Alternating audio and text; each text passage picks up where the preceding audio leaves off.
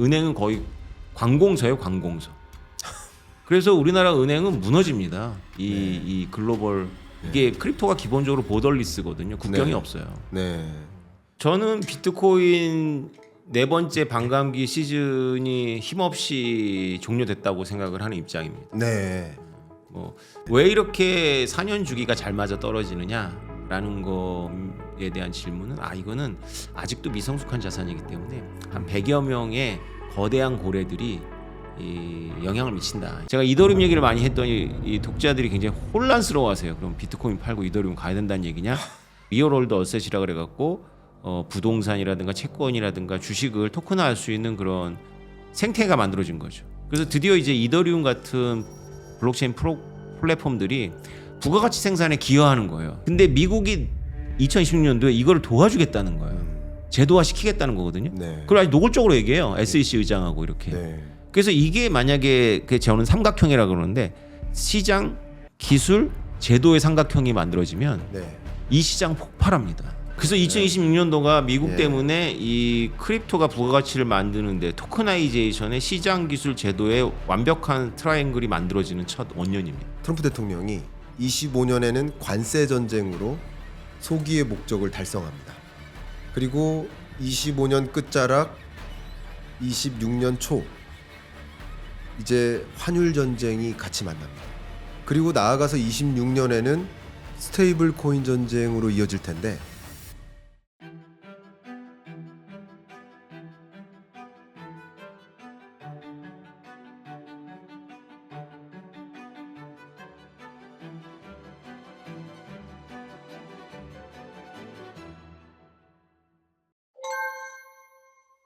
네, 여러분 안녕하세요. 비트코인, 크립토는 시대의 흐름이다. 이 시대의 흐름을 우리는 더 제대로 탐색해봐야 할 필요가 있겠습니다. 크립토의 거장 오태민 교수님을 모셨습니다. 안녕하십니까? 안녕하세요. 네, 어떻게 이 표현 괜찮으십니까? 아니 거장이라니까 좀 그러네요. 네. 예, 죄송합니다. 그래도 옆에서 해주는 말은 듣기 좋지 않습니까? 예, 근데 거장이면 잘 맞춰야 되는데 요새는 뭐 영 아닙니다. 겸손하게 또 말씀 주시고요. 저희가 또 오랜만에 뵀으니까 좀 달려보려고 하는데요. 네. 이 토론의 첫 번째 대주제는 두나무입니다. 예. 한 나무도 아니고 두나무입니다. 두나무. 예. 저도 얼마 전에 두나무 만났었거든요. 네. 굉장히 야심차게 뭐 프로젝트를 진행하고 있는데 네. 일단 오태민 교수님의 통찰로 네. 이 두나무의 행보, 네. 삼성 네이버와 두나무의 행보 네. 어떻게 보시는지 한번 궁금합니다. 네, 일단 네이버 입장에서는 너무 좋은 선택이고요. 네, 두나무 입장에서 최선의 선택이었는지는 잘 모르겠습니다. 그러나 이제 그 인적 케미가 있었던 것 같고요. 네. 이해진 의장과 손치영 대표와의 인적 케미가 중심이 됐던 것 같고, 네, 사실 업비트는 누가 봐도 탐나는 지금 가장 중요한 그 허브죠. 네. 그 세계 5대 거래소가 한국에 있다는 것은 한국인들에게 있어서는 참 대단한 겁니다. 왜 그러냐면 엄청난 박해 속에 있었던 거거든요. 그러니까 제 제자가 업비트에 잠시 일을 했었어요. 근데 네. 그러다 그만뒀는데 왜 그만뒀니 그랬더니 여러 이유 중에 하나가 그냥 회사가 마비가 돼요. 압수수색을 그냥 막 들어오는 거예요. 그래서 우리 제자 책상도 여러 번 털리고. 예. 그러니까 이제 그냥 뭐 일을 못하게 할 정도로. 그러니까 그런 일들을 겪으면서도 세계 5위 거래소인 업비트는 앞으로 향후 금융의 글로벌 금융의 어떤 허브가 될 수가 있어요. 네. 만약에 이제 한국이 우호적인 환경이 바뀌면 세계 5위가 아니라 세계 3위, 뭐 2위까지도 그렇죠. 올라갈 수 있거든요. 네. 그거를 네이버가 이제 그 발을 거쳤다는 건 네이버 입장에서는 정말 결정적인 포석이고요. 며칠 전에도 어디 갔더니 네이버 입장에서는 그런데 두나무 입장에서는 어떠냐라고 또 물어보더라고요. 그래서 제가 네. 카카오가 다음을 먹은 거지 다음이 카카오를 먹은 게 아닌데 카카오가 다음을 먹어서 과연 좋았냐 이건 잘 모르겠다. 다음이 카카오를 먹은 건 잘한 선택이었다라고 예. 말할 수 있잖아요. 그러니까 우리가 처음에 뉴스는 네이버가 두나무를 품는다고 나왔지만 저와 몇몇은 저거는 두나무가 네이버를 가져가는 거다 이렇게 했는데 아마도 두나무 입장에서는 그 아직도 우리나라가 크립토가 정상적인 산업으로 이렇게 인식되진 않잖아요. 그러니까 네이버 같은 이렇게 준수하고 이미지가 좋은 IT 기업과 함께함으로써 이제 압수수색 그만 당하고 좀 정상적인 산업으로 이제 국민들에게 또 정치권의 인식이 된 효과를 노리지 않았나 이런 생각이 듭니다. 뭐 소위 말하는 잠옷 입고 있던 크립토가 네. 이제 턱시도로 갈아입는 그렇죠. 그런 과정의 그림이 두나무 입장에서 있었고 네. 네이버 입장에서는 역시 그 이 크립토 시장에 대한 진출 이런 부분에 대한 기대가 있다. 어쨌든 두나무 입장에서는 더 나은 파트너가 있었던 게 아닐까 하는 그렇죠. 생각이신 것 같아요. 예. 예를 들면요. 두나무 입장에서는 예를 들면 뭐 하나은행 같은 거 생각해 볼 수가 있죠. 그 외환 옛날에 외환은행이었잖아요. 그렇죠, 런 그렇죠. 거대한 이제 은행하고 손을 잡으면 정말 날개를 다는 거죠. 근데 그런 것까지는 아직 한국의 정치권이나 대중들이 용인할 수 있는 그런 허용치를 넘어선 것 같아요. 분명히 제가 듣기로는 은행이 관심이 있었어요. 그렇죠. 예, 네. 예. 네이버 입장에서는 너무 좋은 수인 게 네이버는 사실 굉장히 위기였거든요. AI가 대두되면서 네이버가 서치와 광고로 먹고 살 수가 없게 돼 버렸어요. 네. 그 네이버는 뭐냐? 쇼핑몰이다. 그러니까 네이버를 쇼핑몰로 온라인 쇼핑몰로 정의 내렸을 때 결제 시스템을 갖는 건 너무 중요하거든요. 네. 네. 근데 향후 결제 시스템은 은행망이 아니라 달러 스텝을 기준으로 한 크립토망이에요. 네. 크립토망을 결제 시스템이 된다는 걸 알고 있었던 거죠. 그걸 알고 3월에 저를 HR 팀에서 불렀어요. 요새 이런 중요한 기업에서 저를 부를 때는 저한테 의견을 듣고 싶어서 부르는 경우보다는 네. 뭐 AI가 저보다 더 다 잘하는데 뭐하러 저를 부르겠어요.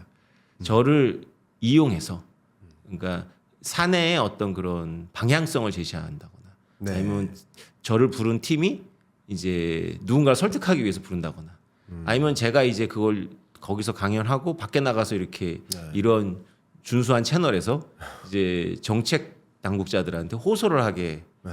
요청한다거나 이런 용도예요. 그래서 3월에 네이버에 갔더니 좀 세게 말아달라는 분위기가 있었어요. 그 HR 팀에서. 그래서 제가 그 계엄 정국에서 굉장히 혼란했을 때 네. 어떤 정부가 들어서든지 간에 당신들이 살 길은 외국에 나가서 달러 스테이블 코인 발행하는 거다. 그밖에 길이 없다. 네. 이렇게 얘기를 했는데 그 이후에 이제 두나무하고의 이런 것도 나오고 그다음에 이해진 의장이 지금 사우디 가서 막 부동산 하잖아요. 네. 그러니까 이해진 의장이 제 말을 듣고 했다는 건 전혀 아니고요. 예. 그 제가 알기로는 이미 다 판이 깔려 있는데 그 중에 하나로서 저도 HR 팀의 그런 걸로 임직원 대상 교육을 해서 HR 팀이 마치 이렇게 길을 연 것처럼 돼갖고 이사님이 저한테 밥도 사주고 그러셨죠 나중에. 네. 제가 오태민 교수님하고 말씀을 지금 잠깐 나누다 보니까 여러 가지 생각을 했는데 혹시 이 질문 드려도 될지 모르겠지만 우리나라의 은산분리 원칙 이것이 상당한 발목을 잡는 경향이 있어 보인다라고 생각 혹시 하십니까? 아 당연하죠. 예, 네. 그 부분 한번 말씀 부탁드립니다. 저도 그 부분이 네. 어쩌면 상당 부분 현대화돼야 될 필요가 있다고 생각하는데 네. 과거에 만들어진 정책 때문에 우리가 한 발 더 미래지향적으로 지향하는데 좀 걸림돌이 되는 부분이 있어 보인다라고 판단하는 사람이거든요. 네. 그래서 교수님은 어떤 견해신지 궁금해졌습니다. 제가 요새 최근에 은행들과 다니면서 은행들로부터 네. 들은 이야기도 그런데요. 이 은산 분리가 은행들한테 결코 유리하지도 않아요. 그러니까 은행들 입장에서도 불편한 거예요. 맞아요. 예. 예. 그런데 우리나라 재벌 시스템에서 이제 어떤 효과가 있었고 기능을 했을 거라고 저는 봅니다. 네. 그러니까 뭐 계란을 한 바구니에 담지 말라는 건 아주 뭐 시대를 초월해서 중요한 교훈이고 또 경제학에서는 그걸 포트폴리오 이론으로 만들었잖아요. 네. 그래서 은산 분리가 분명히 기능을 했을 거라고 보는데 네. 네.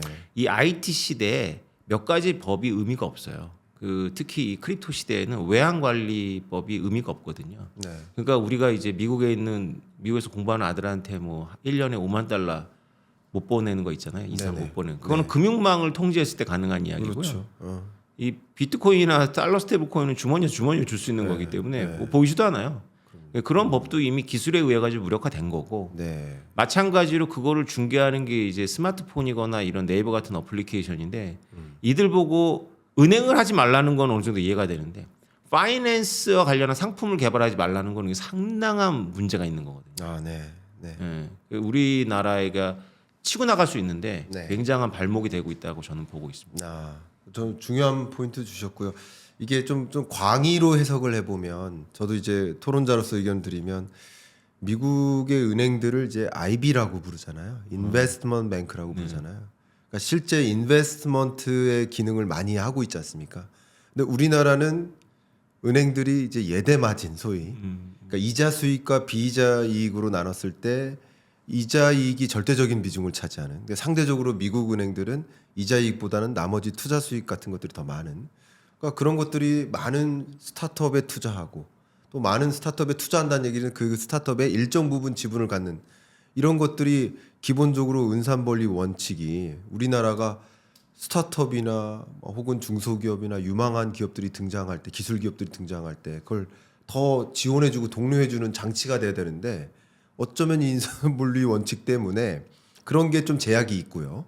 그러니까 은행으로서는 계속 머리 굴리는 게 뭐냐면 부동산 투자한 거예요. 그러니까 돈이 계속 부동산으로만 쏠려요. 실제로. 그래서 우리나라 경제 성장을 막는 이유 중에 하나가 제조업으로 소위 우리 유망 제조업 많잖아요. 로봇도 만들어야 되고 스마트폰, 반도체. 이 제조업으로 돈의 쏠림이 더 있으면 되는데 제조업의 돈의 쏠림을 막는 장치가 돼요. 그래서 그러니까 지금 그 크립토 얘기도 해야 되겠지만 기본적으로 과거에 재벌 대기업들이 은행을 품으면 자기 산업 중심으로 가져간다. 그렇죠. 이러니까 이게 생긴 건데 지금 그런 장치보다는 금융사는 오히려 산업을 갖게 만들어주는 이런 식의 제도적 개편을 좀 고민해 주십사 의회에서 입법부가 그런 생각을 하는데 역시 말씀하신 것처럼 두나무 입장에서도 이런 은산분리 원칙하에 있는 걸림돌들도 고민을 해서 은행들과 결합할 수 없었던 그런 배경도 되지 않을까 하는 그런 생각을 해봅니다. 네, 은행이 지금 굉장히 위기거든요. 네. 그래서 은행이 살려면 B2B 플랫폼에서는 업비트 같은 거래소를 가지고 있어야 되고요. 네, B2C 플랫폼에서는 이제 스마트폰이나 이런 IT 어플리케이션이나 기기를 갖고 있어야 됩니다. 근데 네. 우리가 생각하기에 은행이 삼성전자를 먹기는 좀 그렇잖아요. 그렇죠. 그건 어렵죠. 그렇죠. 근데 예. 은행이 업비트는 아니더라도 빗썸이나 코빗이나 코인원을 품는다. 이거 충분히 가능하거든요. 네네. 그럼 우리나라 은행의 비전이 생겨요. 그럼요. 예. 예. 그걸 못하게 하면 안 되는 거예요. 중요한 말씀 주셨어요. 이제 교수님도 많은 기업들에게 지략을 이렇게 제공해주고 계시지만 저도 이제 참 금융사든 이제 뭐 대기업이든 이렇게 만나면 이게 교육 담당자가 스스로 이제 벽을 둬요. 무슨 벽이냐면 우리는 은행이니까 은행 산업 관련된 어떤 패러다임 변화를 얘기해 달라는 거예요. 이게 되게 재밌는 게 예를 들어서 우리는 유통사니까 유통산업 관점에서의 어떤 그런 변화를 얘기해 달라. 또 예를 들어 2차 전지 회사에 가면 2차 전지 산업에 근데 제가 항상 뭐라고 하냐면 그건 당신들이 더 잘 알지 않느냐. 그렇죠. 아니 배터리 회사가 2차 전지 산업 섹터는 더 잘 알지 않느냐. 그걸 왜 나한테 물어보느냐. 그러니까 은행 산업의 패러다임 변화는 더 잘 알지 않는. 맨날 그것만 보는데. 그러니까 오히려 경계를 허물어뜨리고 그렇죠. 은행 산업은 은행 산업이 아닌 다른 비즈니스로 건너갈 걸 고민해야 되고 이 다른 산업은 은행 비즈니스로 들어갈 걸 고민하는데 소위 이 레거시 산업들 같은 경우는 다른 산업으로 건너갈 걸 고민하지 않아요. 그러니까 이런 것들이 오히려 스스로 벽을 두는 게 아닌가 하는 저도 안타까운 생각을 하고 있거든요. 경계가 허물어지고 있잖아요. 그러니까요. 지금 플랫폼 경계가 다 허물어져서 예. 제가 몸담고 있는 한양대학교가 뉴스 보셨겠지만 3천억의 매물이 나왔다 그래서 저희가 다 충격을 받았거든요. 네. 왜냐하면 웬만한 건물이 뭐 1,000억인데 그게 3천억이 대학의 가격이겠습니까? 네. 그냥 대학을 운영하려는 재단이 이제 포기하는 거죠. 백기를 든 거죠. 그렇죠. 근데 이게 한양대가 끝일까요? 저는 시작이라고 보고 있는데요. 피터 틸 팔란티어 창업자가 가장 사양 산업이 대학이라고 얘기했잖아요. 그러니까 대학과 미디어, 신문사와 방송, 그 다음에 유통업체, 우리나라 이마트나 홈플러스 같은 데가 네. 지금 다 어려워요. 맞아요. 왜냐하면 이게 다 디지털 전환에 대전환에 실패하고 있어요. 정확하십니다. 네, 예. 대학도 그렇고 미디어도 그렇고 예. 유통도 그렇거든요. 예. 그럼 우리나라 이제 고용 절벽이 그렇지 않아도 AI가 고용 절벽을 만들었는데 AI가 저나 이제 교수님 같은 사람을 대체할 줄 알았어요.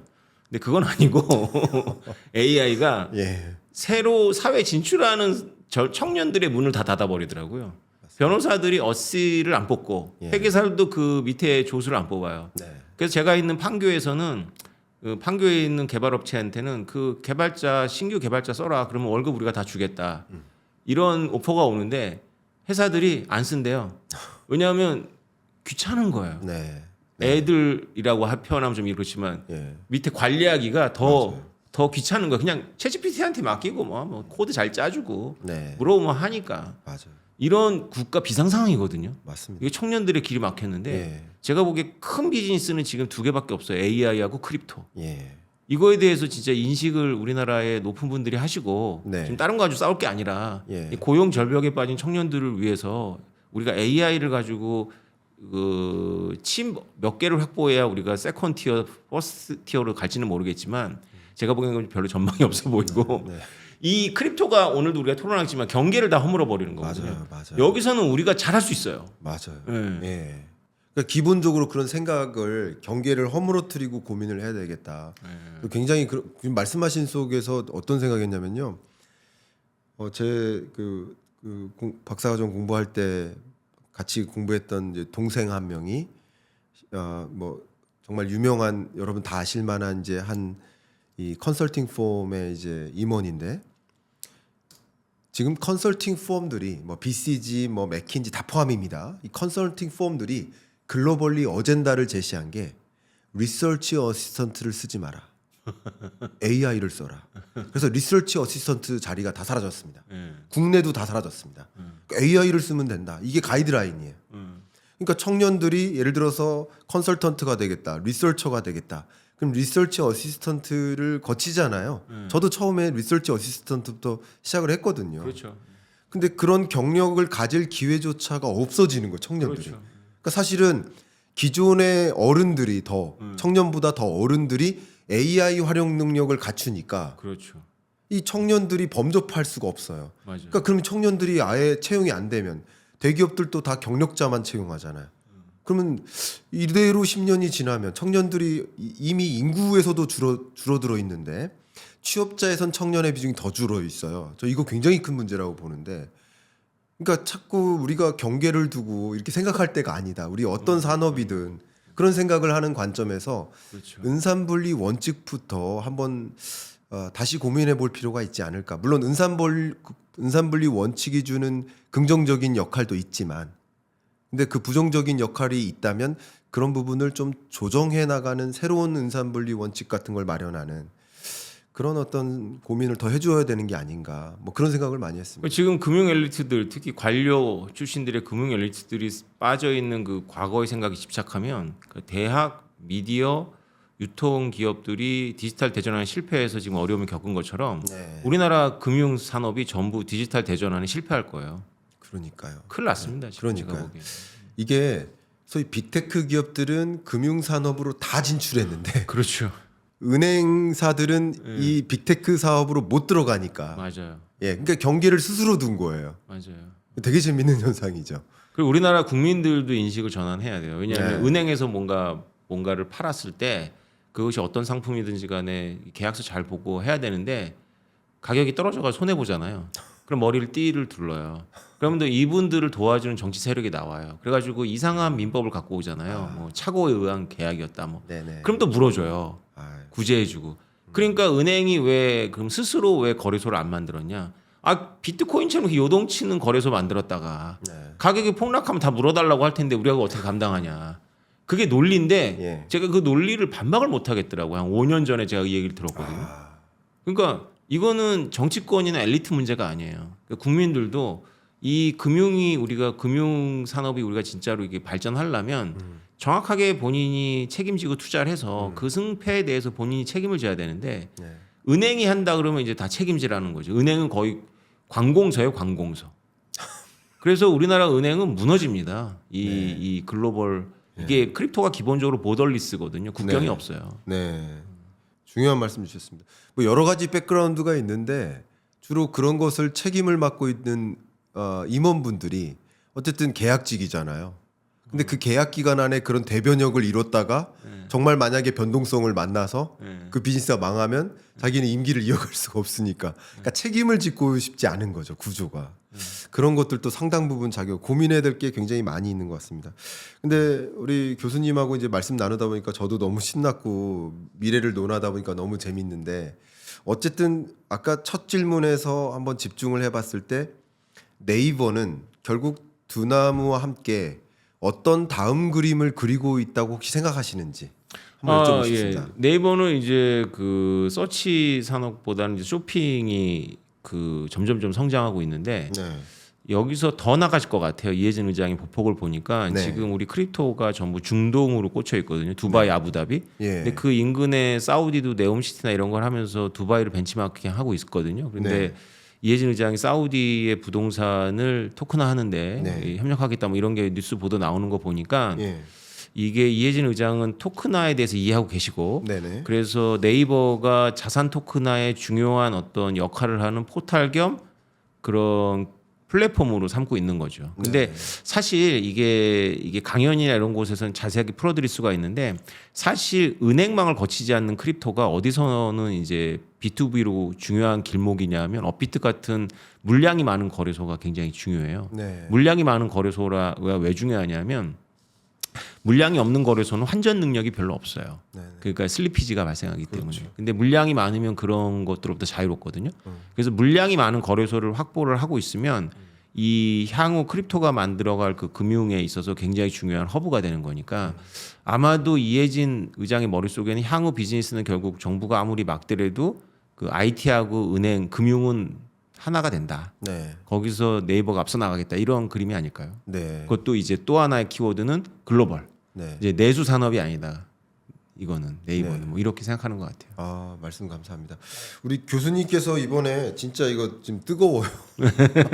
비트코인 투자 무작정 따라하기 무따기 시리즈를 비트코인으로 하신 또 최초의 하나의 바이블을 남겨주셨어요. 여러분들이 지금 우리가 당면하고 있는 이 패러다임 변화, 이거 투자 자체를 떠나서 이런 패러다임 변화를 제대로 읽고 시대에 맞게 잘 대응할 수 있도록 교수님만 잘 무작정 따라하면 되지 않을까 하는 생각을 하면서 이제 추천 의견을 좀 드려봅니다.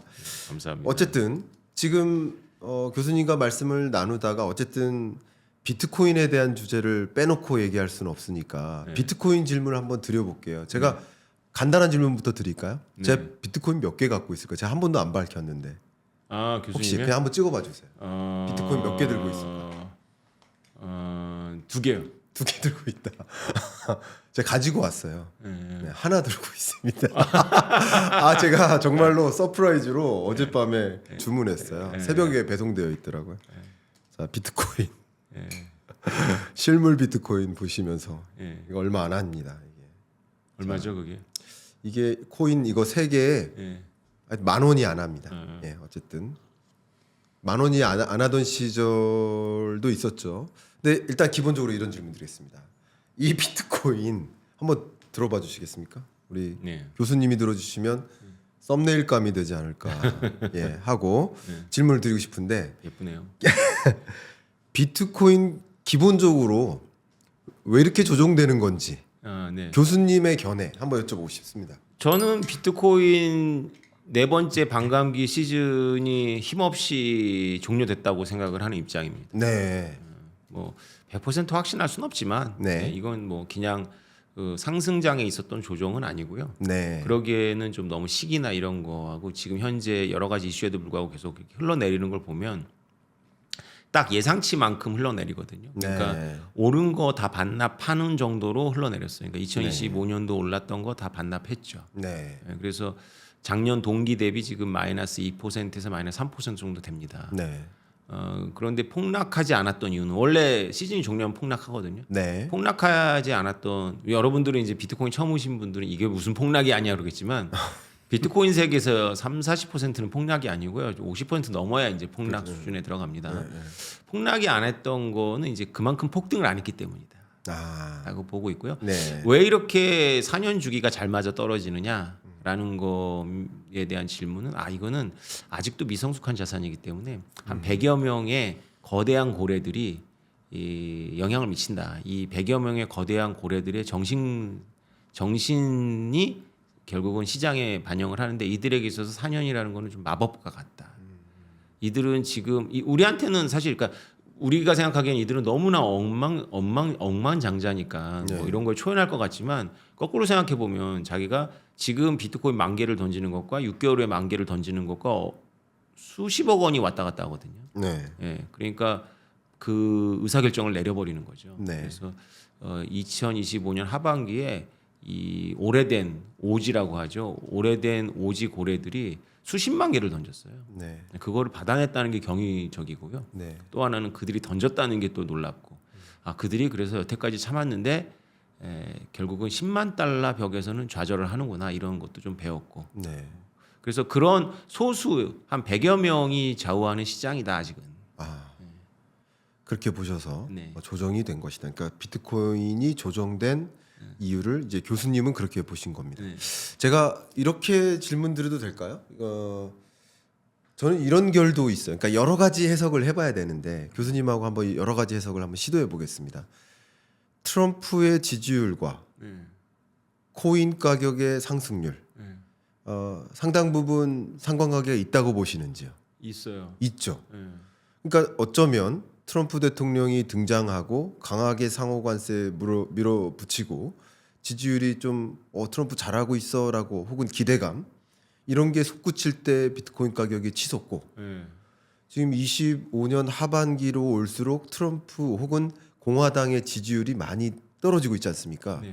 그러니까 결국은 이 지지율과 함께 그러니까 쉽게 말하면 코인 가격이 상승하면 지지율이 올라가고 이건 일리가 있죠. 공약이었으니까 코인 가격이 또 떨어져도 지지율이 하락하지만 반대로 트럼프 대통령의 행보나 공화당의 지지율이 올라갈 때 코인 가격이 또 같이 올라가고 그러니까 인과관계라기보다는 상관관계도 상당 부분 있어 보이지 않나 이렇게 저는 생각을 하고 있는데 어떻게 네. 보십니까?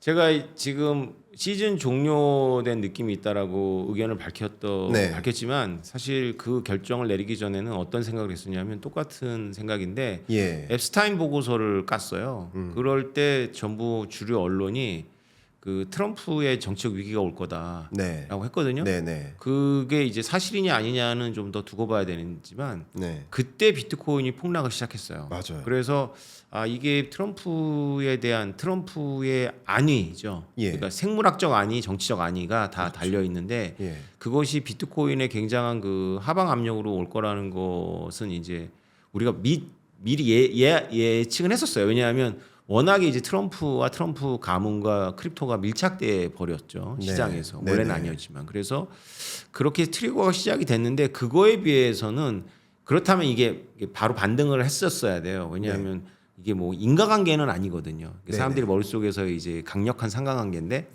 그런데 바로 반등하지 못하고 이렇게 빠지는 거 보니까 그건 트리거였고 트럼프에 대한 지지율은 트리거였고 그 원래 주기를 따라가고 있어요. 개월수로 정확하게 계산해 보면. 네네. 좋습니다. 그러면 제가 또 독특한 질문을 드려볼게요. 저는 계속 제가 생각했던 것들을 교수님께 한번 질문 드려보는 건데 교수님은 어떻게 생각하시는지. 트럼프 대통령 입장에서 봤을 때 그냥 오로지 개인적으로 26년의 중간 선거를 빼놓고는 이야기하기 어렵다라는 전제를 저는 깝니다. 그렇죠. 예, 모든 것들을 주식 가치, 뭐 유동성 장세, 비트코인 가격도 일단 26년의 중간 선거 전략이라는 것을 가정했을 때 비트코인 가격이 연일 오르기만 할 수는 없다면 예를 들어 25년 12월부터 26년 11월까지 계속 오르기만 할 수는 없다고 가정한다면 이건 좀 어렵잖아요. 일단 그러면 기왕 조정이 될 거라면 지금 조정되고 그러니까 트럼프의 바램대로 계속 오르기만 할 수 없다면 전제가 차라리 26년 중반부터 올라주는 게 좋은 그림 아닌가. 트럼프 대통령의 입장에서는 한번 견해를 생각해 보는 거예요. 이 부분은 혹시 교수님 어떻게 생각하십니까? 그러네요. 그럴 거 동의하십니까? 만약에 트럼프 대통령에게 네. 그런 어떤 그런 이 가격에 영향을 미치는 재량이 있다면 네. 차라리 그게 낫겠죠. 네. 차라리 그게 나을 것 같아요. 네, 제가 약간 검사처럼 제가 약간 고민하고 있는 부분들을 교수님은 어떻게 생각하시는지를 계속 한번 여쭤보겠습니다. 굉장히 재밌어요. 그러면 정말 이 시나리오대로고 한다면 오히려 지금 비트코인 가격이 안 오르고 좀 조정되는 게 바람직한 현상이라고 트럼프 대통령은 생각할 수도 있다는 거죠. 그렇죠. 뭐 바람직하다기보다는 덜 나쁜 거지. 덜 나쁜 생각보다. 거. 네. 그럴 수 있는데 그러네요. 그렇죠. 근데 이제 독자들이 워낙에 이제 우리나라 독자들은 이제 음모론을 좋아하시거든요. 그래서 이건 김광석 음모론이 돼요. 잘못하면. 맞습니다. 네. 그래서 제가 이 부분도 한 가지 더 첨언할게요. 이거 되게 재밌어집니다. 그러면 어쨌든 이게 저도 이제 음모론으로 말씀을 여러분께 조심스럽게 드렸는데 또 어떤 분들은 아 그게 음모론이냐 왜 그게 전략이지 이렇게 받아들이시는 분도 있어서 그렇죠. 한번 여쭤보겠습니다. 일단 트럼프 대통령이 등장하면서부터 나는 크립토 프레지던트다 하면서 이거 들고 난 크립토 프레지던트예요 했단 말이에요. 하면서 공약을 내걸었던 게 전략적 비축 자산으로 비트코인을 확보하겠다. 그렇죠. 그죠? 네. 근데 그걸 아직 이루지 못했잖아요. 그렇죠. 예. 그걸- 말만 했죠. 말만. 그렇죠. 말만 했죠. 예. 근데 그걸 적극적으로 이룰 시점이 옵니다. 저는요. 저는 그렇게 봅니다. 왜냐하면 차기 연준 의장이 오면 그 카드를 적극적으로 발표할 거라고 생각해요. 네. 그게 중간 선거 전략이라고 생각해요. 효과가 있을까요? 전략적으로. 비트코인이 오르면 배 아플 사람이 더 많을 것 같은데 유권자들 중에. 아, 그렇게 생각하십니까? 예. 그렇지만 예. 트럼프 대통령이 어쨌든 비트코인 가격을 끌어올리겠다. 크립토 프레지던트다.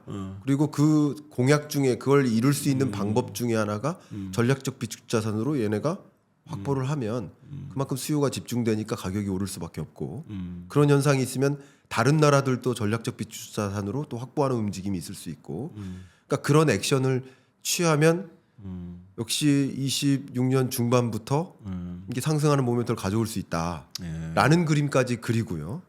그래서 제가 데이터를 쫙 봤습니다. 그 페더럴 리저브 비축 자산 그러니까 굳이 따지면 우리나라 좀 외환 보유액이죠.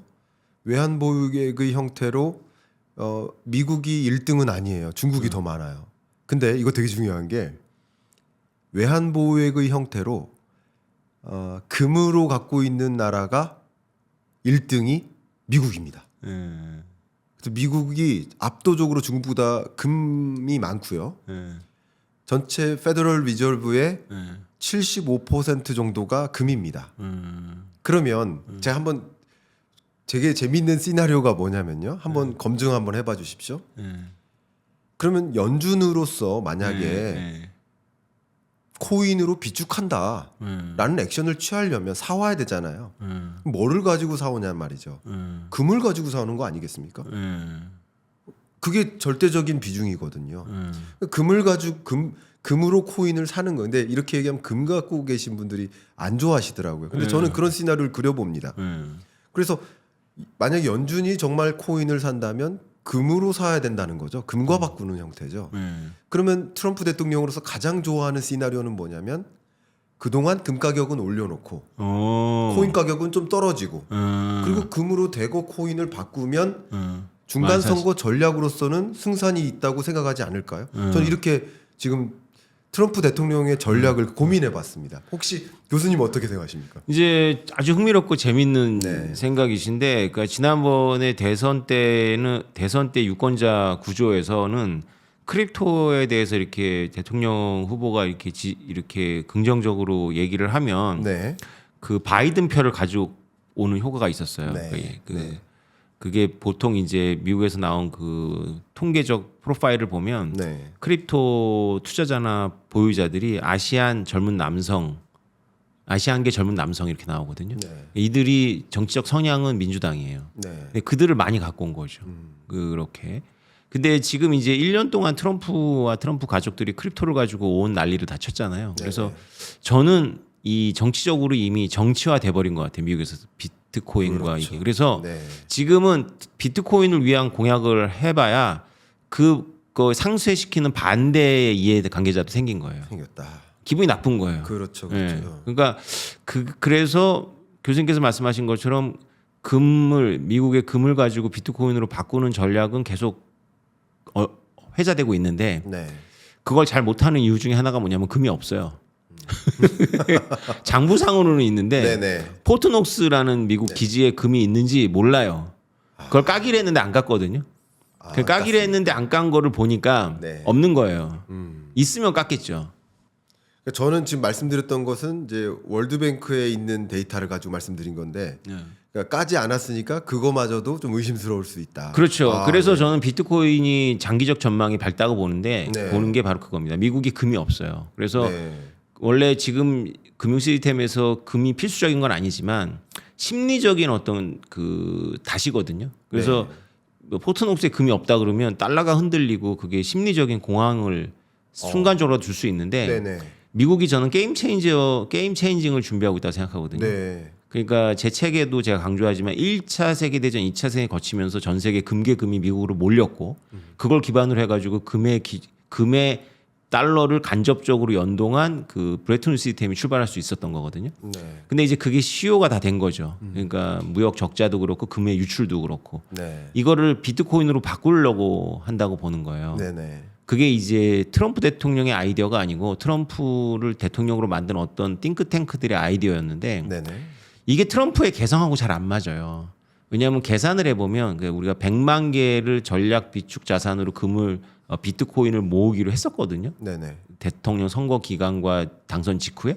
근데 100만 개를 2029년까지 모은 다음에 이거를 연 수익률 25%로 계산을 하고 미국의 재정 적자를 5%로 계산했을 때 효과를 보려면 한 20-30년 지나야 돼요. 네네. 30년이 지나면은 미국은 공공부채 문제가 없어져요. 그걸 전부 비트코인이 1대1로 담보하거든요. 네네. 20년만 지나면 한 25% 담보한다는 보고가 나와서 바네크에서. 예.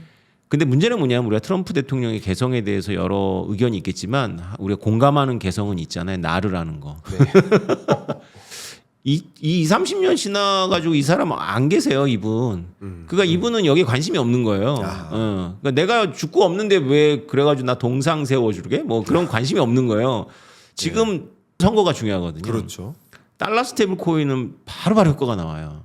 임기 중에. 그렇죠. 그리고 우리가 또 한 가지 교수님의 그 스토리에서 또 하나 이제 보충 설명을 하자면 또 그렇다고 해서 미국의 연방 정부가 지금 그 비트코인 안 모으고 있는 게 아니에요. 20만 개를 범죄자로부터 뺏은 데다가 얼마 전에 캄보디아로부터도 또 10만 개를 뺏었어요. 네. 30만 개를 벌써 획득했어요. 예. 근데 그걸 이제 돌려줘야 된다는 말도 있고 한데 예. 아마도 그거를 킵하고 있을 것 같아요. 킵하려고 할 것 같아요. 그래가지고 돌려줘야 된다면 미국이 어떤 꼼수를 쓰냐면은 돌려줘? 그럼 우리 경매에서 미리 팔아버릴까 하고 사법 절차가 진행되기 전에 경매에서 팔아버려요. 우리 여러 번 그랬어요. 근데 이걸 지금 안 팔고 있거든요. 네. 그건 뭐냐면 킵하겠다는 의지겠죠. 네. 그러니까 이런 식으로 이제 범죄 조직으로부터 이제 하면 그래도 50만 개까지는 채우지 않을까 생각은 하는데요. 네네. 아무튼 교수님의 의견은 굉장히 흥미롭고 금하고 비트코인을 체인지하는 데는 굉장한 그 금 가격 오르고 비트코인 가격 안 올랐으니까 네. 이게 우연이 아니다 어떤 그런 보이지 않는 손이 작용한 거라고 생각하면 좀 으스스하네요. 으스스하지만 네. 워낙 또 지정학에 정통하시니까 미국은 금 가격을 올려놓을 수 있는 주체잖아요. 그렇죠. 전쟁을 많이 만들면 되는 거예요. 네. 전쟁 끝나지 않게 하는 거예요. 그러니까 저는 그래서 아까 우리 카메라 온하기 전에 말씀 여쭸던 게 일본이 중국과 지금 분쟁하는 게 미국을 대리전으로 하고 있는 것이다라고 보고 있는 그 견해도 그 이유 때문입니다. 오히려 만약에 그렇다면 어쨌든 연준이 전략적 비축 자산으로서 코인을 확보하려면 뭐를 주고 사야 되는 거잖아요. 뭐 뺏어오는 방법도 있겠지만, 근데 상식적으로 이제 뭐를 주고 사와야 된다면 금으로 사올 수밖에 없는 거예요. 왜냐하면 금이 절대적으로 많으니까 현재 수치상으로는. 그러니까 금 가격을 올려놔야 코인을 살 수 있는, 그래야 중간 선거에 유리한 게 이끌 수 있는 그런 그림을 좀 그려봤습니다. 네. 그 정도로 흥미진진한 얘기는 아니지만 좀 뻔한 얘기로 이제 중간 선거와 관련해 가지고 크립토는 관련이 있습니다. 네, 말씀 부탁드립니다. 네, 저희가 미란 보고서라는 걸 열심히 받지 않습니까? 네네. 그 초기에 그래서 미란 보고서가 주는 어떤 메시지는 트럼프의 거시 경제 정책의 기조가 고관세, 저금리, 약달러, 저유가다. 네네. 그래서 근데 그거를 실현해야지 중간 선거에 이제 희망이 있는데 지금 저금리가 안 되잖아요. 저금리가. 네네. 저금리가 안 되는 거는 뭐 연준 의장만 간다고 안 되는 게 아니라 지금 10년물에서 안 되는 거잖아요. 네. 그래서 그 채권과 관련해 갖고 이제 뭔가 하기 때문에 그게 달러 스테이블코인과 연결되어 있고 또 연준 의장을 바꾸면서까지 이제 기준금리를 낮춰야 되고 해서 이거는 대체로 전문가들이 의견이 일치하더라고요. 유동성 장세가 펼쳐진다. 네. 그래서 비트코인의 일반적인 겨울하고 좀 다르다라는 거죠. 그래서 라울 파리라고 하는 거 헤지펀드 출신의 거시경제 전문가는 자기가 연구해 봤더니 비트코인 4년 주기는 환상이다. 그거 사실 유동성 주기였다. 근데 유동성 주기가 여러 가지 이유로 다 5.4년으로 이게 늘어나고 있다. 그래서 비트코인의 지금 피크는 바나나 하키스틱 그래프는 2016년 하반기로 예정되어 있다 이렇게 얘기를 하더라고요. 그러니까 교수님의 의견하고 스토리는 다른데 결론은 매우 비슷한 거죠. 그렇지만 교수님, 제가 교수님을 몇 년 전부터 이제 뵙고 많이 이렇게 말씀 나눌 때 이제 주로 이제 코인 이 전문가들이 이제 반감기나 이런 공학적으로 설명을 해 오셨지만 저는 유동성으로 계속 설명을 해 왔었거든요. 유동성의 법칙으로 코인 가격이 그대로 작용 반작용한다. 근데 저도 역시 말씀드리고 싶은 게 거기에 역시 유동성을 적극적으로 쏟아붓는 거죠. 그래야 중간 선거에서 이길 수 반전을 그러니까 이길 거라고 보진 못해요. 저는 이길 거라고 생각은 안 하는데 근데 어쨌든 공화당의 승리를 이끌기 위해서 노력은 다 할 거고 그 노력하는 가장 주된 방법이 바로 유동성을 퍼붓는 겁니다. 그러니까 지금은 소위 통화량 증가율 M2 증가율로 봤을 때 미국이 현재 4.8% 속도, 한국은 현재 8.7% 속도. 우리보다 미국의 유동성 통화량 증가율이 낮아요. 근데 2020년에는 26%로 증가시켰어요. 우리는 거의 10% 내외로 유동성을 증가시키는데 그만큼 미국은 유동성을 늘릴 때 폭발적으로 늘리고요. 그리고 22년, 23년 긴축 들어갔을 때 유동성을 아예 빨아들입니다. 주로 양적 긴축하면서 그리고 또 양적 완화 시스템으로 넘어간다는 거예요. 그렇기 때문에 유동성 장세가 펼쳐진다는 것은 앞에 말씀드렸던 것은 약간 저는 이제 상상 및 그런 트럼프 대통령은 생각하고 있지 않을까 하는 그런 견해였던 거고 실제 저는 비트코인 가격이 26년 한 중반 정도부터 26년 11월까지 오르는 흐름을 만들지 못하면 안 된다라는 굉장한 절박함이 있다고 생각해요. 공화당이 밀리고 있으니까. 왜냐하면 그동안에 공약이 있으니까. 그래서 그게 어떤 방식으로 가능하냐 유동성이라는 장치로 한다라는 생각이고요. 중간에 여러분 교수님이 따끈따끈한 비트코인 투자 무작정 따라하기 이 책을 내주셨어요. 여러분들이 비트코인 그게 그냥 가치 없는 거 아니야? 영 아니야? 뭐 종이 쪼가리 아니야? 이렇게 생각하시는 분들도 계시다면 한번 비트코인에 대한 검증을 이 무작정 따라하기를 통해서 한번 해보시고 시대적 변화를 좀 잘 읽어보시는데 이 책이 도움이 되시길 좀 바랍니다. 그래서 이제 드리고 싶은 질문이 이겁니다. 굉장히 중요한 지점, 이벤트가 저는 차기 연준 의장의 임기가 시작되는 지점이라고 생각을 합니다. 그러면 차기 연준 의장이 굉장히 적극적으로 뭐 미디어나 여러 가지 공간에서 발언하겠죠. 그래서 제가 이 질문 드리고 싶습니다.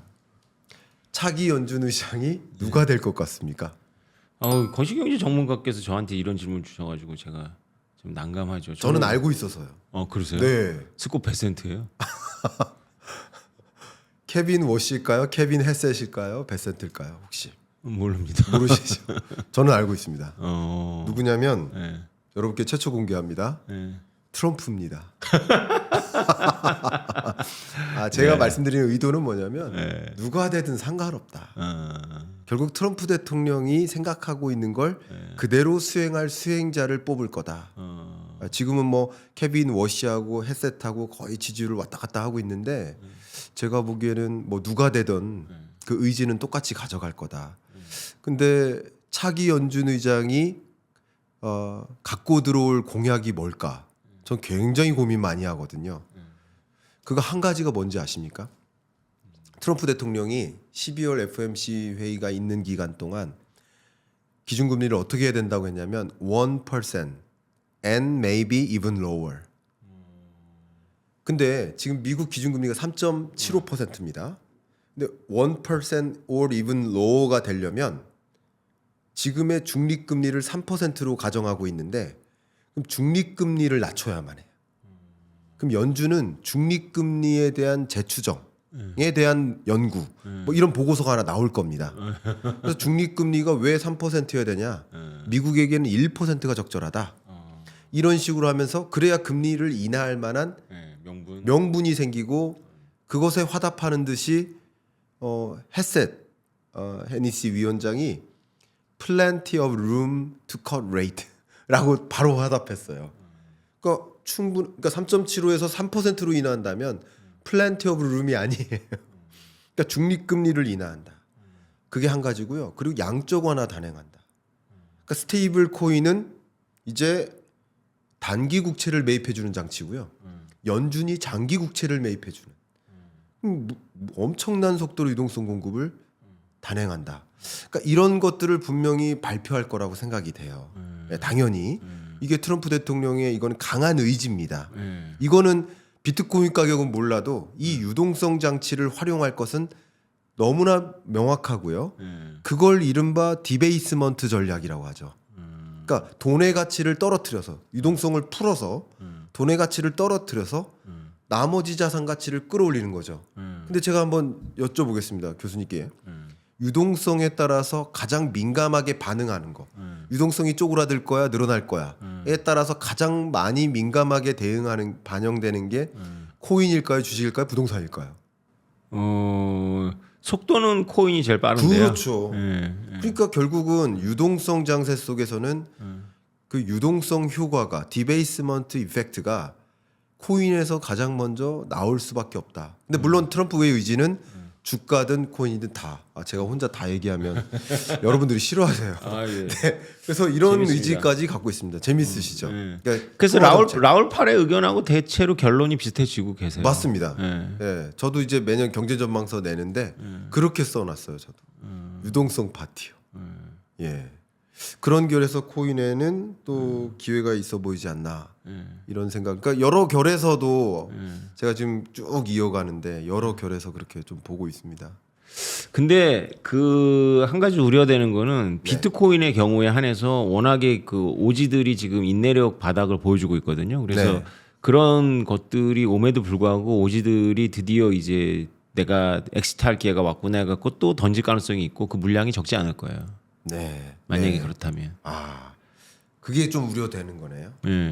한번 이제 다시 상승하면 엑시트하는.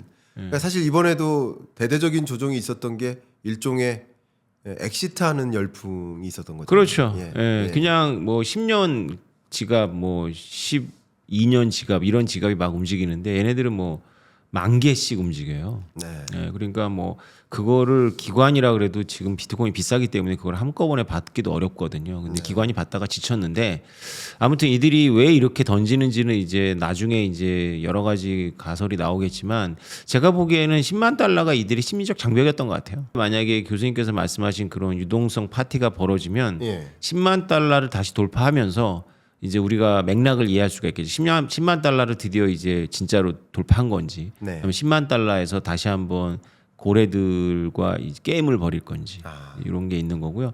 그래서 주목해야 될 우리 크립토에서 주목해야 될 이벤트가 이런 유동성 플러스 그 연준과 SEC가 하겠다라고 했던 그 미국의 월가의 금융 파이낸스의 온체인 네네. 그걸 이제 우리 토크나이제이션이라고 하거든요. 네. 블랙록의 레리 핑크 회장의 언어로는 토크나이제이션이고 SEC의 폴 애킨스 의장의 언어로는 이제 온체인 네. 하거든요. 그래서 연준의 월러 이사도 이제 트레디파이 전통 금융과 디파이 그 탈중앙 금융이 융합돼야 된다 이렇게 얘기도 했고요. 그래서 그 원년이에요. 그래서 지금까지는 사실 교수님도 아시겠지만 우리 크립토가 부가가치 생산에서는 성공적이지 않았어요. 네. 뭐 기껏 한다는 게 뭐 NFT 해갖고 이제 이상한 그림들 뭐 수억씩 받았다가 그게 거품이 돼서 꺼졌고 디파이라고 했는데 자기네들끼리 자전적으로 돌리는 어떤 그런 이자 농사 같은 거였고 그런데 이런 것들이 이제 폴리마켓을 보면 알겠지만 이제 정치적 예측이나 이런 데 쓰이잖아요. 그런 기술들이 네. 이런 것들이 축적이 되면서 이제 생태계가 준비가 된 거예요. 그러면서 이제 리얼월드 어셋이라 그래 갖고 부동산이라든가 채권이라든가 주식을 토큰화할 수 있는 그런 생태계가 만들어진 거죠. 그래서 드디어 이제 이더리움 같은 블록체인 플랫폼들이 부가가치 생산에 기여하는 거예요. 인류에 기여하기 시작하는 거죠. 네네. 그 원년이 될 거다. 이렇게 보기 때문에 제가 요새는 비트코이너 한국에서 그래도 나름대로 그 위치가 있는 비트코이너인데 제가 이더리움 얘기를 많이 했더니 이 독자들이 굉장히 혼란스러워하세요. 그럼 비트코인 팔고 이더리움 가야 된다는 얘기냐? 근데 그런 거는 본인들이 알아서 하시는 거고 중요한 건 맥락은 비트코인이지 않을 것 같다. 그거 2015년도에 확실히 화두는 비트코인의 10만 달러 돌파, 비트코인의 전략 비축 자산 이런 거였는데 2026년도에 화두는 이더리움이 부가가치를 본격적으로 생산하는데 이더리움을 놔둘 것이냐 빅테크가 아니면 이더리움을 대체하려고 노력할 것이냐 이게 2026년부터 시작되는 새로운 맥락이다. 네. 교수님이 그 말씀 하실 줄은 몰랐는데 제가 그래서 그 맥락에서 이더리움도 하나 들고 있습니다. 여러분께 사실 이게 세트로 오더라고요. 비트코인에서 이더리움으로의 전환이 일어날 수 있다. 그러니까 저한테 이더리움을 주시고요. 이렇게 썸네일 하면 이게 김광석 시대에서 오태미 시대 구신 신구 비트코인은 끝나고 이더리움이 온다. 아 그러면 오해하세요. 그쵸, 비트코인 투자자들이. 그러시겠네요. 그런데 저랑 비슷한 사람들이 꽤 많아요. 그러니까 피터 틸, 톰 리, 캐시우드 이런 사람들이 다 비트코인 강세론자였잖아요. 근데 비트코인의 강세론을 유지하면서 최근에 저처럼 이더리움에 대해서 돌아섰단 말이죠. 그러니까 저도 이분들의 영향을 받은 거예요. 아니 내가 모르는 걸 알 건데 저 사람들이 분명히 그게 뭐지 하면서 이제 저 나름대로도 정보 네트워크를 동원해갖고 쭉 수집을 하고 저도 추론하고 했더니 이분들은 결론을 내린 거예요. 빅테크가 이더리움을 대체하지 못한다. 그런 면에서 가장 명확한 반증이네요. 그죠? 빅테크가 이더리움을 대체할 수 없다. 그러니까 비트코인은 어쩌면 앞에서도 계속 말씀 주셨던 것처럼 이 반감기나 이런 사이클로는 해석이 더 이상 어려워지고 그밖에 뭐 유동성 요인 관점에서 코인의 뭐 등락을 좀 설명해낼 수 있겠는데 근데 이더리움 같은 경우는 빅테크가 대체할 수 없다라는 관점에서 또 어떤 돈의 유입이 좀 집중될 수 있는 그죠? 투자자들 관점에서 그럴 수도 있겠다라는 생각을 많이 해봅니다. JP 모건이 아시겠지만은 제이미 다이먼이 그 비트코인을 극혐하잖아요. 그런데 JP 모건처럼 블록체인에 관심 있는 금융 기업도 드물어요. 그렇죠. JPM.com이라는 거를 이미 일찍이 만들었거든요. JPM 코인이 바로 달러 스테이블 코인이에요. 다만 그걸 시장에 내놔가지고 시장에서 사고 파는 게 아니라 JP 모건이 만든 금융망 안에서 1달러의 의미를 갖는 그러니까 전송 수단이었던 거죠. 그래서 이게 자체적인 프라이빗 체인이라고 하는데 그런 관심이 있었는데 JP 모건이 엊그저께 어떤 뉴스를 냈냐면은 이더리움 기반으로다가 MMF를 토큰화하는 거예요. MMF 토큰화가 바로 은행이 만들 수 있는 은행 면허를 갖고 있는 데가 만들 수 있는 달러 스테이블 코인이거든요. 왜냐하면 지니어스 법안에 의하면 달러 스테이블 코인 발행자는 미국 국채를 갖고 있어야 되죠. 3개월 미만에. 근데 결국 MMF라는 게 이제 예금자 규제, 예금 이자 규제 때문에 만들어진 변칙적인 예금이잖아요. 주로 그것도 채권을 담고 있고. 이거를 이제 쪼개 갖고 토큰화하면 이게 달러 스테이블 코인인데 이거의 기반이 이더리움이라는 거죠. 이게 왜 놀랍냐면 왜 JP 모건이 만든 플랫폼이 있거든요. 그 프라이빗 거기서 안 하고 왜 이더리움으로 가느냐. 그게 왜 그러냐면요. 이제 이더리움을 끼지 않으면 갈라파고스가 돼 버려요. 이 토큰들이. 그래서 자기네 체인에서도 하더라도 이더리움을 끼고 가야 돼요. 그럴 수밖에 없겠네요. 그러니까 그런 면에서도 이제 비트코인이 뭐 예를 들어서 뭐 폭락한다 이런 말씀이 아니라 비트코인대로 여러분 들여다보실 필요가 있지만 이더리움 시대가 이제 또 새롭게 펼쳐진다라는 그런 견해시네요. 그 굉장히 공감합니다. 그러니까 이게 저희가 지금 4년 주기니 뭐 유동성 이런 것도 중요한데 지금 그런 걸로다가 우리가 들여다볼 때가 아니라는 거죠. 좀 멀리서 이 숲 전체를 보면 진짜 거대한 게 오고 있다는 거예요. 물론 이더리움이 이걸 다 먹는다는 얘기는 아닌데 이 이더리움을 통해 갖고 이제 크립토 전체가 이제 부양이 될 수 있는데 제가 드리고 싶은 말씀은 뭐냐면 과거에 있었던 것처럼 크립토가 크립토만의 잔치로 끝나는 것이 아니라 크립토가 AI만큼이나 저는 AI를 초월한다고 보진 않는데 AI만큼이나 기존 산업을 흔들 거거든요. 특히 금융산업을 위주로. 그래서 흔들고 없애면서 또 융합이 돼요. 그래서 이게 우리가 두나무 얘기도 네이버 얘기도 다 통하는 건데요. 그 거래소를 끼고 가려고 하는 거는 네이버만이 아니잖아요. 삼성전자도 한국에서는 안 하지만 미국의 코인베이스와 같이 뭘 한단 말이죠. 네네. 그러니까 삼성전자 전략팀도 다 알고 있는 거예요. 이게 미래에 이 크립토 거래소를 끼지 않으면 이 파이낸스를 할 수가 없다는 걸 다 아는 거죠. 그렇죠. 그러니까 이런 일이 벌어지는 플랫폼이 지금 딱 이런 피터 틸, 톰리, 캐시 우드가 여기 지금 앉아 계시다면 맞아 오태민 교수 말이 다 맞는데 네, 그 네. 플랫폼이 바로 이더리움이야 이렇게 네. 얘기한다는 거죠. 네. 제가 그렇게 얘기한다는 게 아니고. 너무 말씀 감사합니다. 피터 틸도 분명히 공감하고 있을 거고 듣고 계시죠? 네. 이게 정말 교수님 이 무작정 따라하기 시리즈를 참여하기 쉽지가 않거든요. 이 저명한 분들만 무작정 따라하기 시리즈를 참여할 수 있어요. 교수님도 제안 받으셨다면서요? 근데 다른 또 하던 게 있어서 저는 이제 수행을 못했지만 어쨌든 비트코인 투자는 사실은 이 회사에서 길벗 출판사에서 오태민 교수님과는 비트코인 무작정 따라하기를 할 수 있지만 다른 누군가와는 하지 않을 겁니다. 그 정도로 이 무작정 따라하기를 통해서 여러분 그 패러다임 변화, 시대의 변화 정말 아까 말씀하신 대로 거대한 무언가가 온다고 했는데 여러분 그 거대한 무언가에 대해서 명확하게 좀 디파인 하시고 또 그렇죠. 준비하시고 할 필요가 있지 않을까요?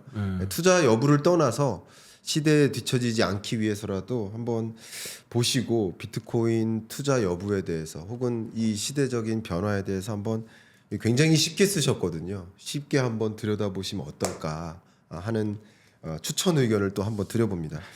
감사합니다. 그래도 감사합니다. 저희가 뭐 길게 달려왔는데 토크나이제이션에 대해서 말씀을 아까 잠깐 운을 떼셨지만 말씀을 안 나눌 수가 없습니다. 네. 그래서 교수님이 가장 중점적으로 들여다보시는 이 시대적 변화, 당장 26년은 토크나이제이션의 시대다라고 볼 수 있을 것 같은데요. 교수님은 큰 틀에서 어떻게 보시는지 좀 여쭤보고 싶습니다. 네, 토큰화라는 거는 사실 이 크립토가 예견한 그 금융의 미래 모습인데요. 네, 그러니까 직접 개별, 분할, 상시 유동화 이 네 가지 키워드로 다 만들어진 생태계입니다. 네. 직접은 2008년도 금융위기를 겪으면서 중간에 낀 거대 금융 공룡들이 네, 연봉은 많이 받는데 일은 안 하더라. 그래서 이들을 바로 바이패스해서 금융의 공급자와 수요자가 직접 만나게 해야 된다. 이 다이렉트라는 개념이고요. 예, 개별은 우리가 삼성전자에 투자한다면 삼성의 여러 가지 활동에 집합적으로 투자하는 거잖아요. 네. 나는 삼성 반도체만 따로 떼어서 투자할 수가 없어요.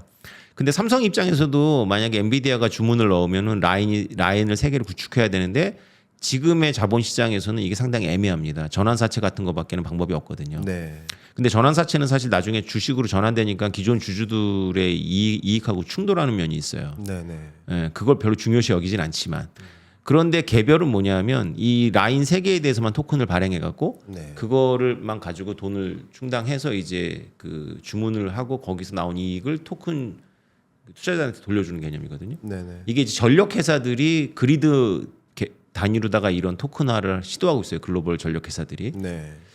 또 세 번째는 분할인데 이 분할은 우리 강남 아파트를 지금 2억밖에는 대출을 못 받잖아요. 10억이 넘으니까. 네. 그러니까 내가 50억짜리 사고 싶은데 10억밖에 없어. 그럼 40억은 토큰으로 팔아가지고 스웨덴, 노르웨이 이런 데다가 파는 거예요. 왜냐하면 나 자고 있는데 쫓아내러 못 오게 이사 못 올 사람들한테 팔아갖고 예. 40억 땡겨갖고 아파트를 사는 거예요. 맞아요. 그래서 이게 정치적으로도 강남 아파트가 오르면 위기가 오는데 이건 위기가 안 와요. 왜냐하면 강남 아파트가 오르면 대구에 사시는 분들, 광주에 사시는 분들도 기뻐할 수 있어요. 왜냐하면 나는 여기 직장이 여기 사는 거고 나는 유망한 강남 아파트에 투자했는데 싱크대 밑에 면적은 내 거야. 뭐 이렇게 되는 거거든요.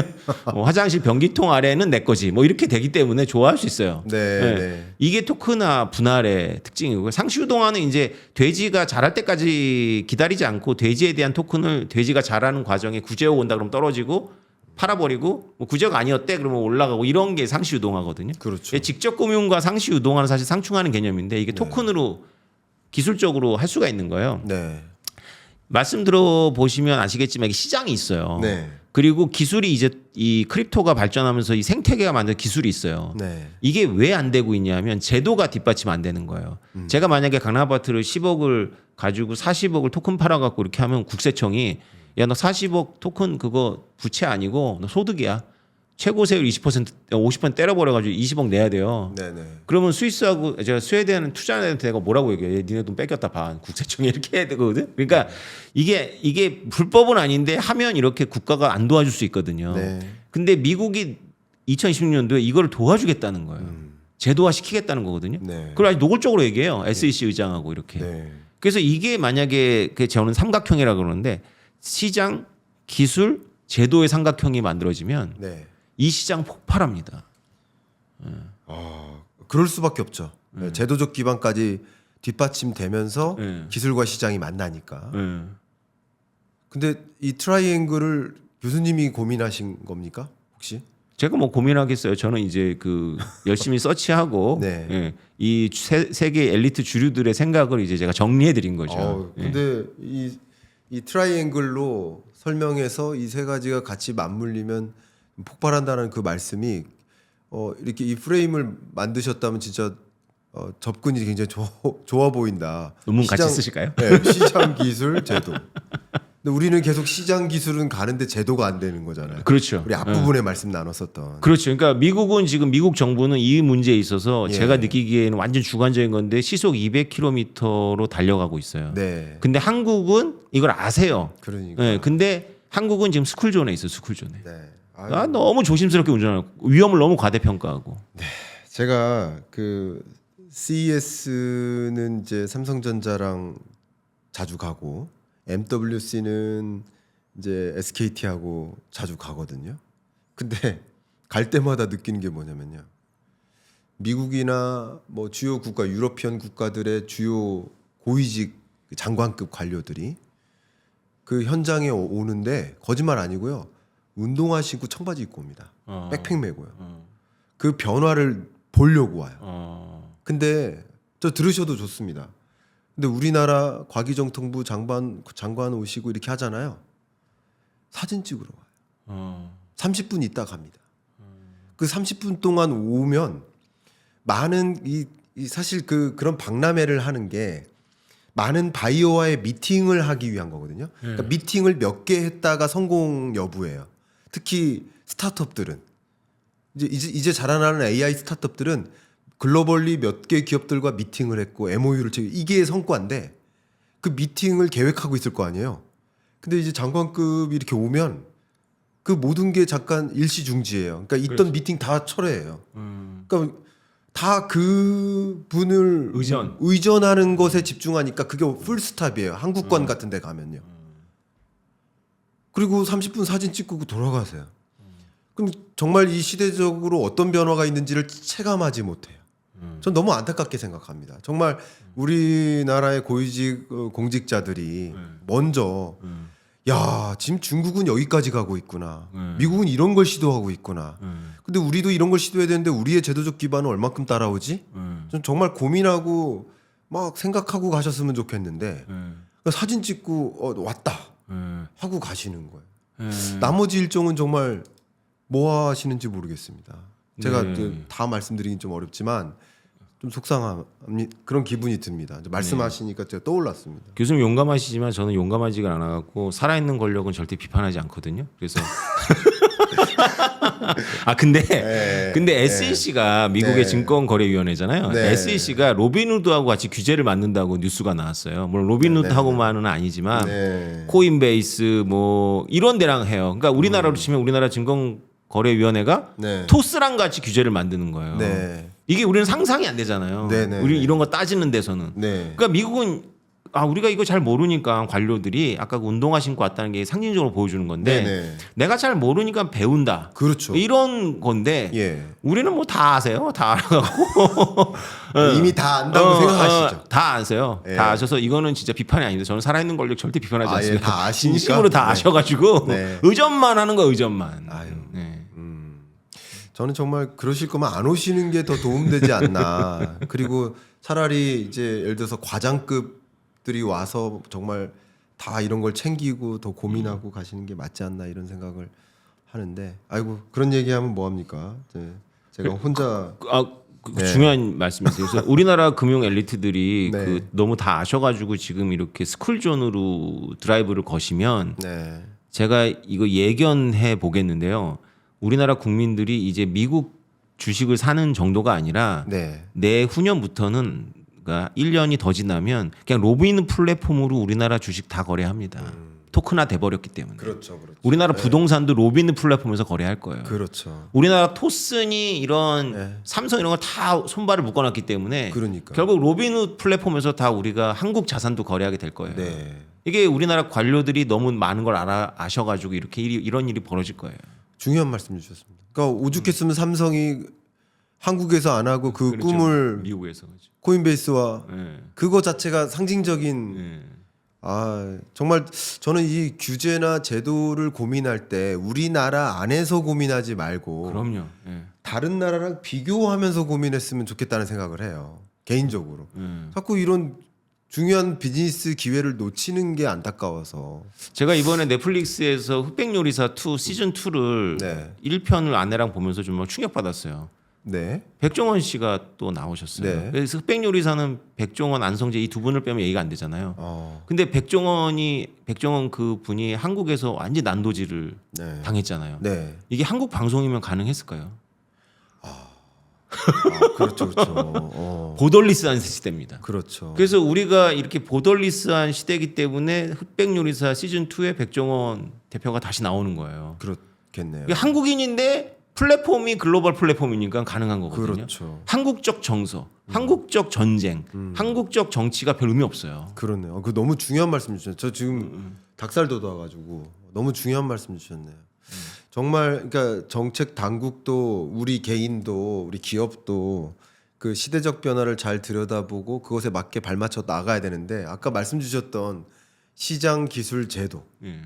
근데 이 중에 제도만 우리나라는 잘 안 따라오는 것 같아서 다른 나라들은 이제 제도를 먼저 만들어 놓고 일로 오세요 할 정도인데 우리나라 시장과 기술은 이만큼 가고 있는데 제도 때문에 못 가는. 그렇죠. 참 안타깝습니다. 정말. 그래서 2026년도가 미국 예. 때문에 이 크립토가 부가가치를 만드는데 토커나이제이션의 시장 기술 제도의 완벽한 트라이앵글이 만들어지는 첫 원년입니다. 네, 정말 이 토크나이제이션의 그 거대한 변화. 저도 어제 저녁에 해당 그 은행 산업의 6대 트렌드 패러다임 변화라는 리포트를 좀 읽고 왔는데 그 중에 가장 중요한 꼭지 1번이 토크나이제이션이에요. 말씀 주신 그 부분이에요. 굉장히 중요한 부분이고요. 그리고 저희가 이제 시간이 많지 않으니까 마지막으로 좀 어젠다를 하나만 더 세팅한다면 스테이블 코인 이야기를 안 나눌 수가 없어서 워낙 교수님께서 그동안 강조했었으니까 그냥 큰 틀에서 26년에는 스테이블 코인 저는 전쟁이라고 표현하고 있는데 어떤 스테이블 코인의 어떤 경과가 진행될 것이라고 혹시 가정하시는지 한번 궁금합니다. 네. 미국이 지니어스 법안을 통과하시면 18개월간인가 유예 기간을 줬어요. 그 유예 기간은 누구한테 준 거냐면요. 그러니까 왜냐하면 지금 스테이블 코인을 발행하지 않는 회사한테는 유예 기간을 줄 필요가 없잖아요. 준비해야 되니까. 테더한테 준 거예요. 네. 이 테더를 겨냥하고 있어요. 이 법은. 왜냐하면 금하고 비트코인 팔고 미국 국채로 다 바꿔야 되거든요. 테더가 돈을 많이 벌었던 건 미국 국채 때문이 아니라 금과 비트코인을 샀기 때문에 그렇거든요. 네. 그 사실 여러분들이 착각하면 안 되는 게 우리나라도 뭐 원화 스테이블코인 법안 나오니까 막 카카오페이 막 널뛰고 막 그랬잖아요. 그리고 제 말 듣고 서클 사셔가지고 물리신 분들도 많다고 하는데 저는 서클 사라고 한 적이 없습니다. 네네. USDC. 왜냐하면 이 지니어스 법안이나 우리나라에서 준비하고 있는 법안 들여다보면 이 스테이블코인을 발행해갖고 그 이익을 남기기가 어려워요. 왜냐하면 이익을 남기면 그게 부실해지거든요. 네. 네. 그대로 갖고 있다가 해야 돼요. 그대로 갖고 있는 건 뭐 하니까 그걸 단기 국채로 바꾸는 건데 뭐 단기 국채 롤오버를 하겠지만 그냥 간접비 쓰고 나면 남지 않을 거예요. 사무실하고. 근데 이거 왜 하냐? 이거는 페이먼트 워의 도구기 때문에 하는 거예요. 삼성이나 메타나 구글이나 애플이나 네이버가 네. 도전장을 안 던질 수가 없는 거죠. 네. 그러면 이거 갖고 페이먼트 워 결제 전쟁의 도구가 스테이블 코인인데 그럼 결제 전쟁의 도구가 원화 스테이블 코인이겠습니까? 달러 스테이블 코인이겠습니까? 저는 무역회사를 잠깐 다녔었는데요. 네. 저는 달러 말고 다른 걸로 뭘 작성해 본 기억이 안 나요. 그냥 그 달러가 미국의 어떤 경제적 어떤 비중, 무역 비중하고는 무관하거든요. 네. 그냥 결제 시스템에서는 그냥 달러가 모든 것이에요. 압도적입니다. 네네. 이번에 IMF가 언더스탠딩 스테이블 코인이라는 보고서를 냈어요. 그 보고서에서도 저랑 똑같은 얘기를 합니다. 미국의 비중이 중요한 게 아니라 달러의 그것 때문에 달러 스테이블 코인으로 개별 국가의 통화 그 마켓이 전부 잠식당한다. 이미 남미하고 그 아프리카에 시작됐다. 이 달러 스테이블 코인 때문에 예금 인출이 엄청나게 늘어나고 예금을 안 하는 거예요. 그나마 예금을 그냥 다 달러 스테이블 바꾸는 거죠. 은행에 돈이 빠져나가는 거죠. 이런 격변이 우리나라에도 닥치고 있거든요. 네. 그러니까 제가 지방에 강연을 가면 우리나라 제조업 국가입니다. 네. 1세대는 한 80살 되시고요. 2세대가 제 나이예요. 물려받은 공장이. 네. 이분들이 달러 스테이블 코인을 너무 잘하세요. 왜냐하면 우리나라 공장에 이미 한국인들은 별로 없어요. 인도, 파키스탄, 방글라데시, 베트남, 필리핀이거든요. 맞아요. 사장님 저 태도로 주세요. 이렇게 되는 거예요. 맞습니다. 그래서 이미 업비트에서 태도 사가지고 주고 있어요. 임금으로. 지방에서는. 맞습니다. 예. 이 변화를 우리가 국가 비상 상황임을 인지하고 모호한 통화 주권.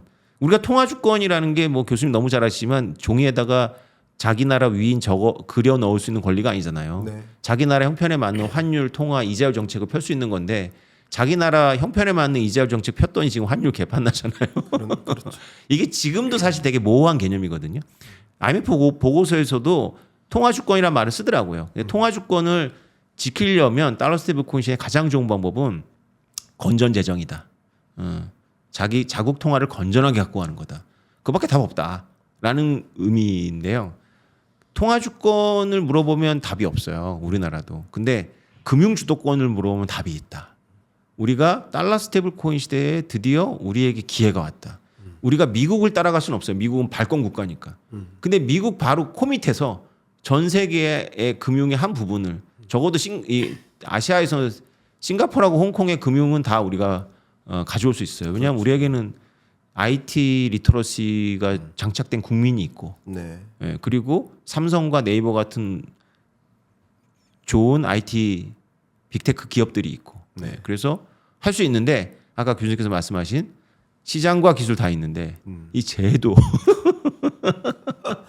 그러니까요. 네. 우리나라는 이제 스테이블 코인 입법하는 그 고민도 계속 이렇게 할까 뭐가 문제가 발생할까 여기에 좀 더 초점을 기울이고 있어서 입법 절차도 늦어지고 입법하는 것도 굉장히 소극적이죠. 네. 1금융권에 먼저 하는 방향으로 지금 모아지고 있는데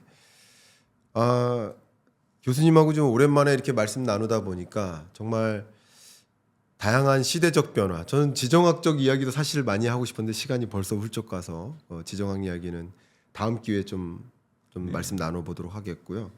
스테이블 코인 전쟁이 온다라는 생각을 더 강하게 갖게 만드는 말씀을 주셨습니다.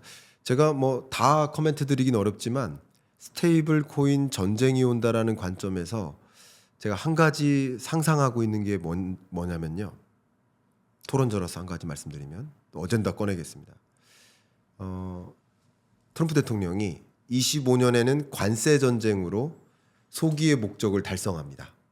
주요국들로부터 미국에 이만큼 투자해. 그리고 25년 끝자락 26년 초 이제 환율 전쟁이 같이 만납니다. 그러니까 일본 금리 올려. 그리고 엔화 약세 만들지 마. 미국에서 수출해야 돼. 이걸 만드는 거예요.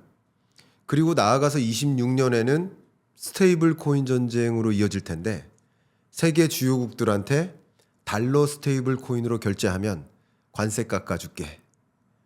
그 국가들 상대로는 상호 관세 깎아줄게. 달러로 결제해. 스테이블 코인으로 결제해. 기업들 상대로는 품목별 관세 깎아줄게. 달러 스테이블 코인으로 결제해. 하는 스테이블 코인 전쟁이 일어나지 않을까. 이게 트럼프 대통령의 구상에 맞는 미 국채 매입으로도 이어지고 달러 패권을 유지하게 만드는 그런 여정에 이런 고민을 좀 했습니다. 네, 이게 마지막 제 어젠다입니다.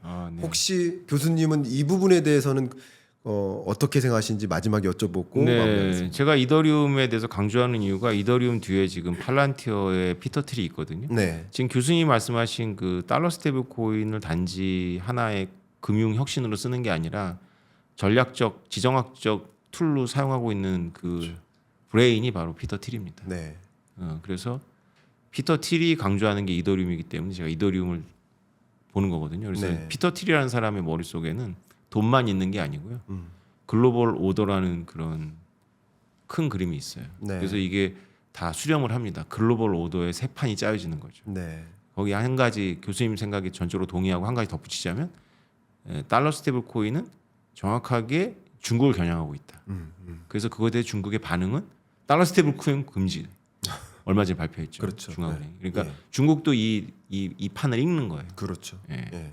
그 뒤에 피터 틸이 있고 그렇네. 그 피터 틸이 이더리움을 강조하니까 한국의 비트코인을 했던 오태민도 이제 비트코인 그만두고 크립토 오태민으로 바꿀 수밖에 없다. 그래서- 제가 이더리움 오태민을 할 수는 없잖아요. 그렇죠. 그죠? 그렇죠. 네. 그래서 그렇구나. 시야를 좀 올려야 된다. 네. 예.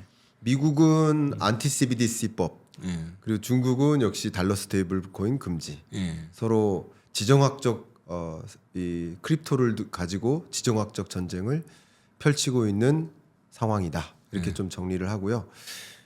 미국에는 피터 틸이 있다면 한국에는 오태민이 있다. 오태민 교수님이 무작정 따라하기 비트코인 투자 이 책 내주셨으니까 여러분 한번 연말에 연초에 좀 공부하시면서 이 새로운 패러다임 변화 시대적 흐름을 읽어 나가시는데 도움이 됐으면 좋겠습니다.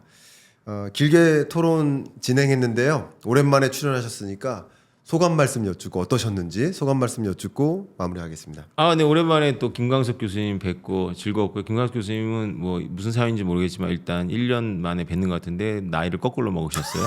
그게 참신했고요. 네. 저도 안경을 안 쓰다가 썼는데 교수님도 안경을 쓰셨고. 네. 네.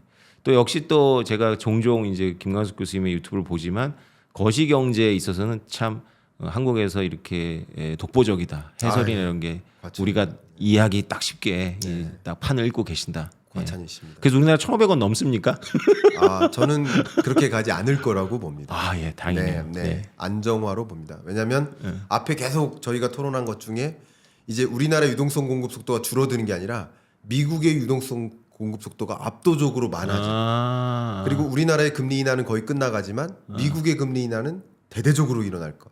이게 결국 환율의 판도를 상당 부분 바꾸고 마지막 하나는 아까 지정학적 결에서 말씀드렸지만 미국이 원화 약세를 원하지 않습니다. 아, 그렇죠. 미국이 엔화 약세를 원하지 않습니다. 그렇죠. 이 세 가지만 가지고 근거를 들어서 저는 환율도 뭐 환율이 높아진 그 배경에 해당하는 요소들은 다 반영된 거라고 보고 있고 지금 말씀드린 이 세 가지 요인 때문에 오히려 환율의 안정화가 이루어질 것으로 26년 말까지 가정을 하고 있습니다. 그러니까 26년은 그러니까 결국 미란 보고서대로 고관세, 약달러, 저금리, 저유가가 실현되겠군요. 네, 네, 그걸 반드시 실현해야만 트럼프 대통령은 뭔가에 그렇죠. 예. 중간고사, 중간 선거 잘 치를 수 있다. 그게 안 되면 시험도 치기 전에 불합격이네. 그러니까요. 예. 알겠습니다. 중간 선거 잘못 치르면 이제 바로 레임덕 오고 그렇겠죠. 공화당 의원들이 분열되겠죠. 완전히 반대하고 하겠죠. 너무 오늘 유익했고 네. 저도 참 생각하지 못했던 부분 많이 공부할 수 있는 계기가 되었던 것 같습니다. 여러분께도 이 시대의 변화를 읽어나가는데 참 도움이 됐기를 바라는 마음 담아서 오늘 마무리하겠습니다. 감사합니다. 감사합니다. 네.